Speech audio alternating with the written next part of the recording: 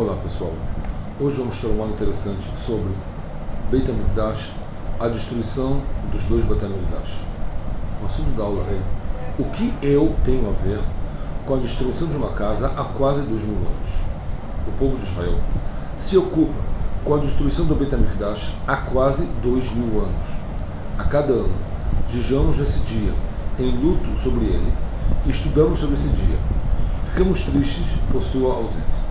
Certa vez, Napoleão Bonaparte, em uma das suas conquistas, passou por um bairro judaico na noite de Tisha B'Av. Ele viu que as pessoas estavam andando na rua cabisbaixas, descalças e quase sem conversar com os outros. Ao passar perto de uma sinagoga, ele ficou assustado ao escutar vozes de choro e de lamentações. Ele olhou para dentro e viu pessoas com faixas etárias sentadas no chão, no escuro, com poucas velas, tentando iluminar o ambiente e lendo de um livro e chorando ao ler. Napoleão solicitou explicação. Será que houve algum decreto sobre os judeus sem meu conhecimento? Será que alguém os incomoda? Será que alguma pandemia está correndo entre eles? Eu tenho que saber esta razão. A primeira pessoa que estava sentada perto dele foi solicitada a responder. E assim disse a pessoa: nós chamamos pela ausência de nossa casa. Que casa? Perguntou Napoleão. Nosso templo sagrado, Beit HaMikdash. Eles explicaram que em Jerusalém havia o Beit HaMikdash, que era o templo sagrado dos judeus. Houveram dois templos que foram destruídos na mesma data há mais de 1500 anos, com diferença de 500 anos entre um e outro. E desde então, nós, do povo judeu, estamos tristes por essa destruição. Napoleão ficou surpreendido e disse o seguinte: um povo que é capaz de chorar pela destruição do seu templo sagrado há mais de 1500 anos é o povo que tem futuro. A ausência do Beit HaMikdash. Somente aqueles que sabiam o que realmente era o Beit HaMikdash podem entender um pouco do significado de sua ausência. Nós, que não conhecemos como foi o funcionamento do Beit HaMikdash, de que modo poderemos sentir sua ausência? Como não temos o remanescente da geração daquela época, e mesmo assim, ainda somos ordenados a sentir a ausência do Beit HaMikdash, a tal ponto que essa ausência nos leva à expectativa e ao desejo de vê-lo reconstruído, devemos tentar entender e sentir onde essa ausência nos influencia no dia a dia. O termo destruição indica um estado de ausência de falta. A complexidade da percepção da ausência cria uma grande dificuldade em oposição à percepção da realidade, assim como o conceito de buraco não é percebido se a pessoa não vê a terra ao seu redor. Esta pode ser uma das dificuldades que enfrentamos ao lidar com a conexão entre nós e a destruição do Beit HaMikdash. Para entender a dificuldade particular de perceber sua ausência, distinguiremos dois grupos de substantivos. Existem substantivos cujos nomes indicam sua realidade. Por outro lado, existem substantivos cujo nome indica sua ausência. Por exemplo, sol, casa ou laranja. São substantivos cujo nome indica determinada entidade que está dentro dos seus limites e é fácil de identificar. No entanto, os nomes poço, buraco e brecha são substantivos que a sua essência é a ausência e a desvantagem. A entidade os limita ao limite oposto. Isto é a partir dos seus limites externos. O buraco começa no final da areia, a brecha no final da parede, o buraco no final da roupa. Portanto, até veremos a terra ao redor do poço, não saberemos que aquilo é um poço. Assim, é difícil para nós, para uma pessoa que não sabe o que é o Beit HaMikdash, sentir sua falta. Quando falamos sobre o Beit HaMikdash e tentamos procurar o local da ausência, ou seja, o local onde nos falta, é extremamente importante que saibamos exatamente onde procurá-lo, para que de repente não descobramos que estamos procurando nossos perdidos no lugar errado. Portanto, primeiro, definiremos os limites dentro dos quais o Beit HaMikdash termina, para que a partir de lá possamos sentir sua ausência. Nessa aula, serão apresentadas duas fontes cronologicamente extremas que abordam os períodos do Beit HaMikdash. Uma antes da construção e outra imediatamente após a destruição. Usá-los nos facilitará a localização do campo em questão. Já na fase de construção do Beit HaMikdash, pela primeira vez, em sua forma temporária, chamada Mishkan, no deserto, aparece uma expressão incógnita nos Psukim Shmot, capítulo 25, Pasuk 8. Está escrito assim: e façam para mim um santuário e habitarei neles. No Lezo Nefesh HaChaim, do Rav Chaim Volozhin, ele faz uma seguinte questão que já é trazida em Hazal. No Pasuk deveria estar escrito habitarei nele e não habitarei neles. Ou façam para mim um santuário e habitarei nele, ou façam para mim santuários e habitarei neles. Porque em relação ao santuário está escrito em singular, em relação à habitação está escrito em plural. Responde Nefesh HaChaim: neles o significado é no coração de cada um. O principal local de inspiração do Shekhinah, da presença divina, está nas almas de cada um e um do povo de Israel. Por outro lado, outra fonte é citada no Midrash Eichar Abati 1:43. Está escrito o seguinte: quando Tito destruiu o templo, o Beit HaMikdash, um acusador salientou: será que esse perverso Tito se orgulha dizendo que ele destruiu o santuário divino? Ele matou um leão morto, ele moeu uma farinha já moída. Essas duas fontes juntas testemunham que a construção física do Beit HaMikdash é um símbolo que pode ser percebido sensualmente e também ensina sobre a condição espiritual do povo. Sobre a condição espiritual do povo. Ele demonstra uma realidade mais poderosa e real, que existe com força total, mesmo que não possa ser imaginada através do sistema de sentidos. A intenção é inspirar a presença divina no coração de todos os membros do povo de Israel, e que ela é que cria o templo supremo, o Beit HaMikdash, com seu poder espiritual. Também, no comentário do Or HaChaim HaKadosh, sobre as palavras do Pasuk Vaikra, capítulo 26, Pasuk 11: e eu dei minha morada entre vocês, Venatati Mishkani Betochachem. Vemos o mesmo elemento, que a maioria de nossa morada será abençoada, está dentro das almas de cada um do nosso povo. Nesse ponto, de definirmos a localização exata do principal local do Beit HaMikdash, que está na alma de nossa vida judaica, que reside no nosso mundo interior, poderemos continuar descobrindo como esse templo se parece. Poderemos deleitar na presença divina que preenche toda a nossa vida. Embora seja possível que todo adulto experimentou uma profunda sensação de proximidade de Deus em certo nível, seja no momento que ele cumpre a vontade divina, com um esforço supremo, seja no momento de cumprir seu judaísmo sozinho, no meio de gentios, ou mesmo no momento que um perigo real pairou sobre sua vida e que mesmo assim se salvou. De qualquer maneira, cada um daqueles que presenciam essa aula percebem com razão a pretensão na ousadia de que estamos tentando fazer aqui, esboçar em palavras cotidianas sentimentos puros espirituais. Mas, como muitos de nós já experimentamos esse tipo de proximidade e nem sempre soubemos como interpretar adequadamente nossos sentidos, ou que não deduzimos como podem produzir atos práticos oriundos desses momentos sublimes, então apresentaremos aqui uma certa direção para conhecer o mesmo senso de proximidade de Deus dentro de nós.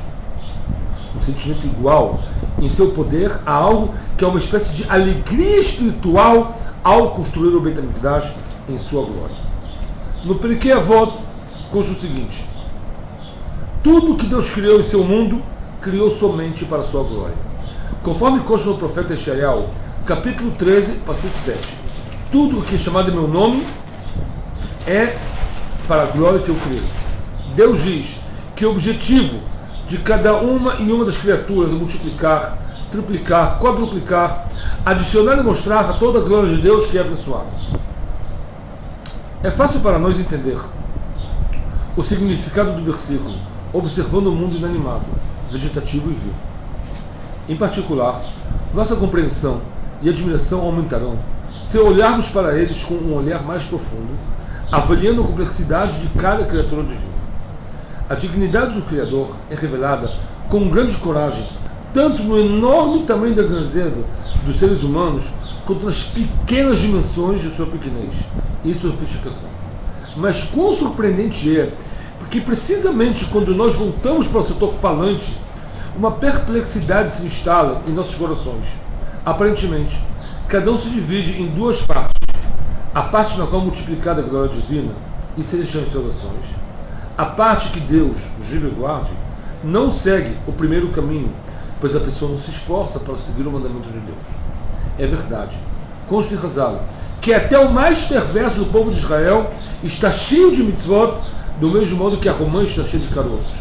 E ninguém menospreza nenhuma pessoa em qualquer situação que esteja, pois não sabemos o conteúdo interior de cada um. Porém, devemos ter em mente que por mais que cada um em seu conteúdo interior cumpra seus mitzvot, de qualquer modo, existe também dentro de cada um em um, lados não tão cumpridores de mitzvot, que por interesses pessoais ou por não ter a força suficiente para dominar os instintos, acabam cometendo erros. Então, como pode ser que a Mishnah aqui inclui as camadas de todos os seres humanos como servindo a um propósito exclusivo, sendo que parte dessas camadas não seguem a vontade divina? Pois a Mishnah escreve tudo o que foi criado, ou seja, inclusive aqueles que não se esforçam para enaltecer a glória divina. Como pode ser?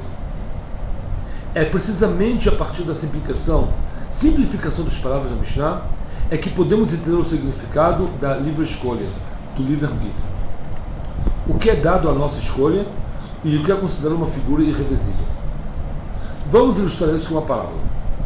Uma pessoa construiu um salão para as convenções que realiza. Nos dias em que o evento não ocorrer em uma convenção feita pelo construtor, é apropriado que permitir que as pessoas usufruam desse salão, cada um para seu propósito, enfim. Ele afirmou que sua política de dar permissão é de usar com acordo o princípio da livre escolha, ou seja, será que ele concordou em transferir a propriedade quando ele não realiza seu evento particular? Ou talvez pretenda mudar a estrutura de construção do salão? Certamente que não. E assim ele diz, cada um tem a possibilidade de escolher um uso convencional, responsável e tranquilo, a tal ponto que após o uso não seja reconhecido que tal salão foi utilizado, e por isso o uso é gratuito. Mas, se os convidados desejarem agir ilegalmente, a opção será dada a eles. Porém, devem saber que nesse caso, o lugar será prejudicado, sendo que os usuários terão que devolver o salão a seu estado original. Mesmo que para isso tenham que se esforçar demasiadamente, tendo que arcar com todos os gastos. O proprietário do salão concede o livre-arbítrio na escolha do uso, ou uso conforme as regras, e gratuito, ou uso fora das regras, arcando com os prejuízos e pagamentos. Tanto de um modo quanto de outro modo, ele continua sendo o dono do salão. E é claro que o proprietário do salão prefere a primeira opção, mais segura. O mesmo é verdade em nossos casos. Há uma parte que com certeza acontecerá, querendo ou não. Segundo a Mishnah, é uma questão de honrar o céu, lechabet shem shamayim. O lado bom da pessoa escolhe dizer, Deus é rei, e logo no início da experiência, enquanto o outro lado dá voltas e mais voltas ao caminho do pecado, porém no final, todas as pessoas, em todas as suas partes, afirmaram tarde ou cedo, Deus é o rei. Como se diz, deixe todos os habitantes do mundo saberem que todo o joelho dobrará para você. Ou seja, que todo o povo dobrará, se curvará a Deus, como consta no Anel de Shaber. No final, o mundo inteiro testemunhará o domínio exclusivo de Deus. Todos reconhecerão de quem é o verdadeiro poder e liderança. Nessa dimensão, somos iguais a todos os seres do mundo, de qualquer maneira escolhida. Todos verão que Deus é dono da casa e devem obedecer às palavras. O caminho para alcançar a multiplicidade da glória celestial está aberto às duas possibilidades. A parte que foi dada à nossa escolha é como produzir o resultado. Consta na Torá, Dvarim, capítulo 30, passo 15. Eis que dei perante a ti vida, e com eles o bem, a morte, e com ela o mal. Muitos pensam erroneamente que a escolha é completamente livre entre fazer o bem e fazer o mal. Porém, essa suposição é negada. Pois com qual propósito Deus criou o mundo? Para que suas criaturas destruam a ele? O objetivo da criação foi para aqueles que obedecem voluntariamente e obedientemente às instruções de seu líder, que sejam beneficiados e os ofensores sejam obrigados a pagar por suas ações. Embora o mundo é oculto, Olam é mundo, Milashon Ne'elam, oculto. A verdade sobre o seu reinado exclusivo pode ser entendida apenas através da observação e somente através dos binóculos da Torá. E aqui voltamos ao início de nossas palavras. Havia um lugar no mundo que as regras do domínio divino não eram oculto. Um lugar onde viram tudo, porque é também uma realidade metafísica que toda a natureza se rende e se inclina para aceitar sua autoridade. Onde estava aquele lugar maravilhoso, onde a verdadeira iluminadora foi totalmente revelada? Isso estava no Beit HaMikdash. 10 milagres aconteceram constantemente no Beit HaMikdash. Nenhuma chuva extinguiu o fogo, nenhuma mosca foi vista nos sacrifícios. Todas as leis da natureza não governaram, e mesmo as leis do tempo, e no lugar cederam humilde reverência ao Criador, que fez sua presença nesse lugar especialmente. O Lechem Apanim é um pão que está numa mesa, permanece uma semana fresco, como se estivesse saindo naquele momento no forno. O Aron HaKodesh não tomava espaço das medidas do Kodesh Kodashim. E muito mais milagres acontecem lá. Esta é a luz do Beit HaMikdash, vendo a verdade frequentemente na frente dos olhos do sentido. E também essa escuridão de destruição, o desaparecimento da verdade e o domínio da mentira, nossa dor, porque a verdade oculta é nosso obstáculo. A grande luz, a luz da verdade, que revela o governo de Deus em seu mundo, a luz que às vezes temos o privilégio de inundar nossas almas, é o que ensina o verdadeiro sentimento que havia no Beit HaMikdash. E, portanto, causa ânsia por sua reconstrução e tristeza por sua destruição. Lá buscamos a perfeição, o propósito, a inspiração divina em nosso mundo. Lá esperamos por Deus, na mesma morada que construímos para Ele, no salão de nossa alma. Então, como devemos construir uma residência divina? Mais de uma vez, ouvimos a voz de Deus se dirigir a nós, por assim dizer, pessoalmente, dos muros de nossos corações. Sentimos como o nosso desejo lascivo atrai o caminho do mal e vemos nosso bom instinto apontando para o caminho do céu. Estamos em uma encruzilhada, pequena ou grande, e sabemos que também é um mandamento, e você escolhe a vida. Sentimos a potência do gesto divino e, como é óbvio, surge a pergunta: a vontade de quem prevalecerá? Quem responderá? É o meu desejo pessoal, dado a mim pelo Criador, ou o desejo do Criador pelo qual sou solicitado a escolher a vida? Quem é o líder? A pessoa que reconhece que o reino é dele, escolhe a esquina após esquina, cruzamento após cruzamento, momento após momento, por sua própria iniciativa, para desocupar o trono divino para Deus, que pertence a ele de qualquer maneira. Nessa escolha, ele constrói o templo principal e real, na escuridão do exílio, e em suas ações cria camadas de verdade em um templo do Altíssimo, cujo resultado natural é o Beit HaMikdash. Sheibane Beit HaMikdash bimehirá beyameinu amém. Que o Beit HaMikdash seja construída brevemente em nossos dias. Amém.